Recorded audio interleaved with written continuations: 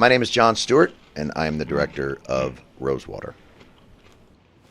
Sarah, can you tell me why I'm here? This is the first interrogation scene where Maziar Bahari, who's played by Gael Garcia Bernal, is being interrogated by a man that he will know only as Rosewater, and he's played by Kim Bodnia, who's a wonderful Danish actor. And basically, the scene is about expectation.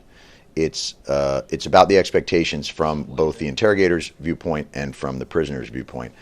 Maziar is still in sort of the belief that he's been pulled in. He will explain himself as having videotaped something that he was not supposed to have videotaped, witnessing something. It was merely an accident and a slight overstep.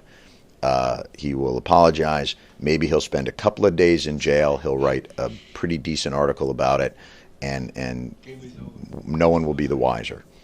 For the interrogator, he has been given a bit of a step up. Maziar is a much more sophisticated prisoner than he's accustomed to. He's a bit of a brute.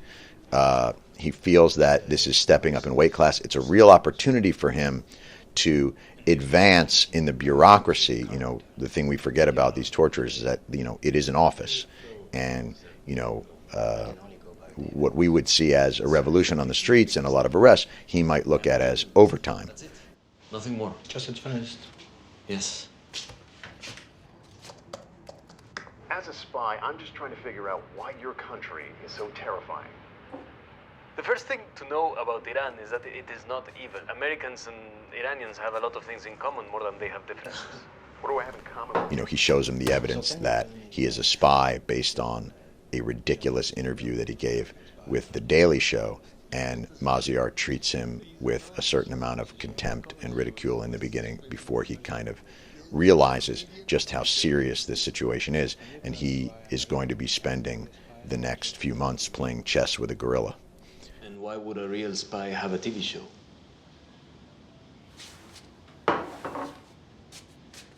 Why did you tell this man that America and Iran have something in common? Was that funny to me? So in terms of the acting, it was a question of, you know, not because Gael knows the end of the story. There's a tendency to play that scene with that realization in your head. So the questions that you're asking, the reactions that you're having are more pronounced. So what I was really trying to get from him was more that sense of kind of befuddlement and shock. Speaking to a person from the United States is no treason.